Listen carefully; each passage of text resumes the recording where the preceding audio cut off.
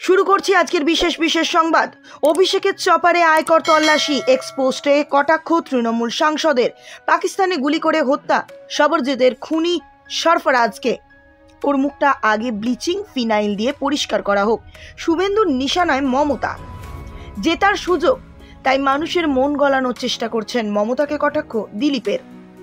অভিন্ন দেওয়ানি বিধির বাস্তবায়ন, উত্তর পূর্বে শান্তি রক্ষায় জোর বিজেপির সংকল্প পত্রে। বিস্তারিত খবরে যাওয়ার আগে ভিডিওটিতে একটি লাইক দিন। প্রথম খবর, তৃণমূলের সর্বভারতীয় সাধারণ সম্পাদক অভিষেক বন্দ্যোপাধ্যায়ের চপারে আইটি তল্লাশি। যদিও শূন্য হাতে ফিরতে হলো আয়কর বিভাগের আধিকারিকদের, তারপরই বিষয়টি নিয়ে কটাক্ষ করলেন অভিষেক। আগামীকাল 15ই এপ্রিল তমলুকে নির্বাচনী প্রচারে যাওয়ার কথা রয়েছে তার। সেই প্রচারের আগেই আজ বেহালা ফ্লাইং ক্লাবে অভিষেক বন্দ্যোপাধ্যায়ের চপারে ট্রায়াল রান চলছিল, তাতেই তল্লাশি চালায় ইনকাম ট্যাক্স আধিকারিকেরা। দীর্ঘক্ষণ চপার তন্ন তন্ন করে তল্লাশি করার পরেও সেখান থেকে কিচ্ছু পাওয়া যায়নি বলে দাবি করেছেন তৃণমূল কংগ্রেস।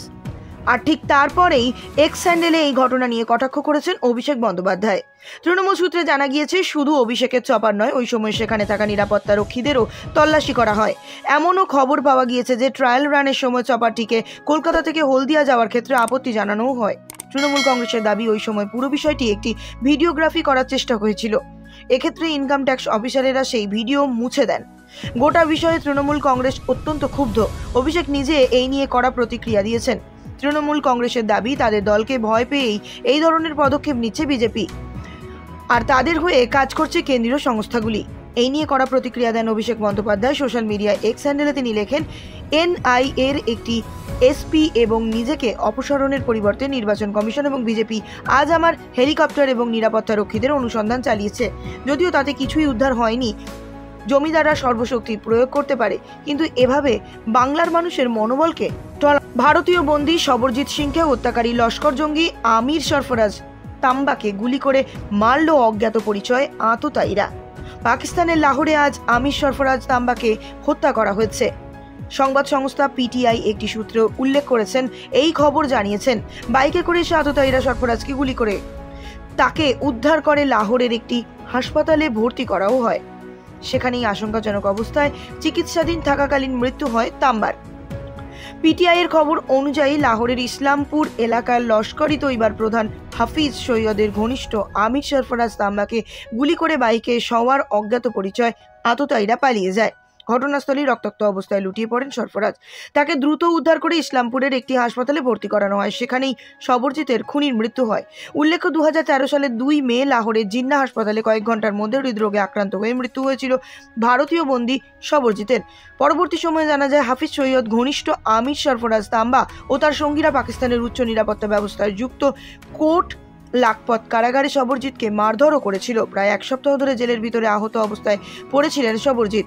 তার শারীরিক অবস্থার অবনতি হওয়ায় হাসপাতালে নিয়ে যায় জেল কর্তৃপক্ষ। পরবর্তী সময়ে আরও জানা যায়, সবরজিৎ সিংকে লোহার রড, ইট দিয়ে পিটিয়ে মারা হয়। উনি নিম্নমানের মহিলা, ওনার মুখটা আগে ব্লিচিং এবং ফিনাইল দিয়ে পরিষ্কার করা হোক। কাঁথির মিছিল থেকে মুখ্যমন্ত্রী মমতা বন্দ্যোপাধ্যায়কে ঠিক এই ভাষাতেই আক্রমণ করলেন বিরোধী দলনেতা শুভেন্দু অধিকারী। রবিবার 1 বৈশাখ, বছরের শুরুর দিনে কাঁথিবাসীকে শুভেচ্ছা জানানোর জন্যই ভাই সৌমেন্দুকে সঙ্গে নিয়ে রয়ালি করেন শুভেন্দু। সেখানে সাংবাদিকদের মুখোমুখি মমতাকে আক্রমণও করেন তিনি। বলেন, এই মুখ্যমন্ত্রী এতটাই নিচে নেমে গেছেন যে তার প্রশ্রয়ে বেলডাঙ্গায় ধর্মীয় প্রতিষ্ঠান ভাঙা হয়েছে, গাজনের ভক্তদেরও মারা হয়েছে, সমগ্র এলাকায় ইন্টারনেট বন্ধ করে দিতে হয়েছে। পশ্চিমবঙ্গ দিবস প্রসঙ্গে শুভেন্দু বলেন, পশ্চিমবঙ্গ দিবস হচ্ছে 20 জুন, ইতিহাস বিকৃত করা যায় না। রাকেশ রোশন চাঁদে যাননি, মাতঙ্গিনী হাজরা পিছাবনিতে শহীদ হননি, তমলুকে শহীদ হয়েছিলেন। 1500 কেজি ওজনের বাচ্চা জন্মগ্রহণ করে না, আর পৃথিবীতে 1170টি দেশে নেই। এগুলো সব মমতা বন্দ্যোপাধ্যায়ের কথা। ঠিক সেভাবে 20 জুন হচ্ছে পশ্চিমবঙ্গ দিবস। মমতা বন্দ্যোপাধ্যায় সেটাকে বিকৃত করতে পারেন না। রামনবমী নিয়ে আদালতে যাওয়ার প্রসঙ্গে বিজেপি নেতা বলেন, রামনবমীর একাধিক মিছিলের রুট চেঞ্জ করা হয়েছে। ভারত সেবাশ্রম তাই কোর্টে গিয়েছে। কোনো মুসলিম কিন্তু বলেনি তাদের এলাকা দিয়ে রামনবমীর মিছিল যাবে না। বিশ্ব নবী দিবস মিছিলে গিয়েছে, কেউ বাধা দিয়েছে, কেউ সব মমতা বন্দ্যোপাধ্যায়ের উস্কানি, এগুলোকেই বলা হয় কাট। এগুলো হলো সব মমতা বন্দ্যোপাধ্যায়ের উস্কানি। বিজেপির ইস্তেহার প্রকাশ প্রসঙ্গে তিনি বলেন, বিজেপি মানেই মানুষ, মানুষ মানেই বিজেপি। এই প্রসঙ্গে প্রধানমন্ত্রী নরেন্দ্র মোদীর জয় সম্পর্কে শুভেন্দু জানান তার দৃঢ় বিশ্বাস তৃতীয়বারও দিল্লির গদিতে বসবেন মোদী। স্বচ্ছ ভারত আর স্বচ্ছ রাজনীতির জন্য ত্রিশূল হাতে নিলাম, ভয় নয়, আত্মরক্ষার জন্য নয়, দেশ রক্ষার জন্য ত্রিশূল ধরলাম।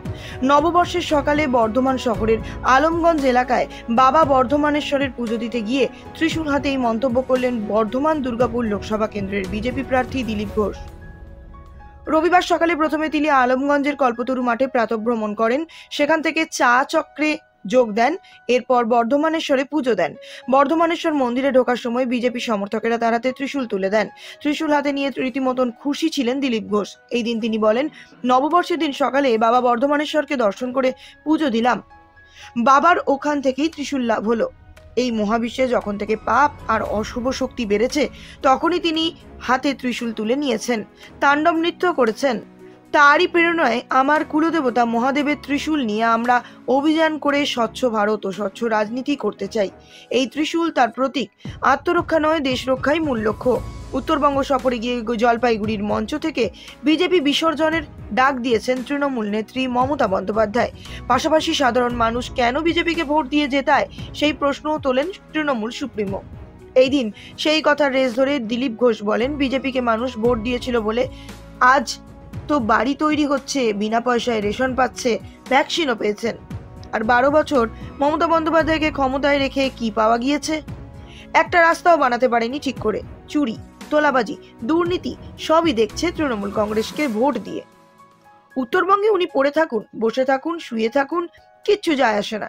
উত্তরবঙ্গ ও জঙ্গলমহলের মানুষ ওনাকে শিক্ষা দিয়েছিল, কাজ না করে মিথ্যে কথা বললে, টাকা চুরি করলে কি হয় সেটা ওরাও দেখুক।